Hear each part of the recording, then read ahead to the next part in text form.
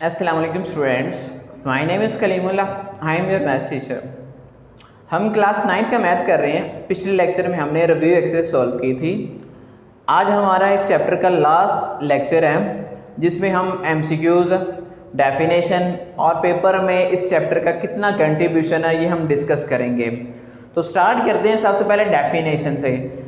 Chapter number 2 से सिर्फ एक ही डेफिनेशन आई है और वो आई है इर्रेशनल नंबर की 2018 में। तो एक ही डेफिनेशन है, डेफिनेशन वो हमारे पास है इर्रेशनल नंबर।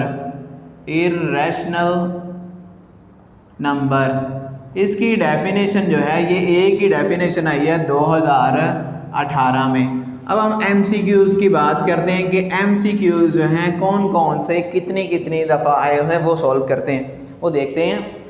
सबसे पहला जो MCQs है, MCQs नंबर 2, ये MCQ जो है 2017 में आया हुआ है। उसके बाद MCQs 3 जो है 2017 में भी आया हुआ है और 2018 में भी आया हुआ है। उसके बाद MCQs 4 है 2015 में, ये फर्स्ट टाइम भी आया हुआ था, सेकंड टाइम भी आया हुआ है। उसके बाद 6 वाला जो MCQ है 2019 में आया हुआ है और लास्ट जो 10 वाला MCQ 2016 में, ये फर्स्ट ग्रुप में भी आया हुआ है और सेकंड ग्रुप में भी आया हुआ है। ये सिर्फ चंद MCQs हैं जो पास पेपर में आए हैं। इस चैप्टर से कभी कभी MCQs नहीं भी आता, कभी कभी आए भी हैं। 2017 में सिर्फ यहाँ से 2 आए हैं, बाकी ज़्यादातर 15 में भी एक आया है, 16 में तो कोई यहाँ से आया है, 16 में एक आया है, 18 में भी एक आया, 19 में भी एक आया और 2020 के पेपर ही नहीं हुए थे कोरोना की वजह से।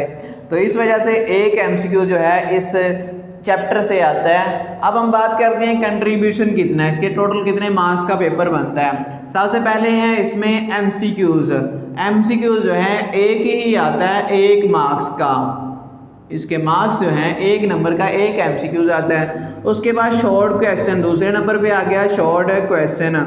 इसमें 2 शॉर्ट क्वेश्चन बनते हैं, वो मतलब शॉर्ट ही होते हैं ज़्यादातर। 2 शॉर्ट क्वेश्चन हमारे पास बनते हैं, उनका मार्क्स आ गया 4। और लॉन्ग क्वेश्चन जो है वो एक ही लॉन्ग क्वेश्चन आता है और वो ज़्यादातर जो है एक्सरसाइज 2.4 से 2.6 से, कुछ 2.6 से भी बहुत कम आया है, लेकिन रिव्यू एक्सरसाइज से अक्सर आया हुआ है।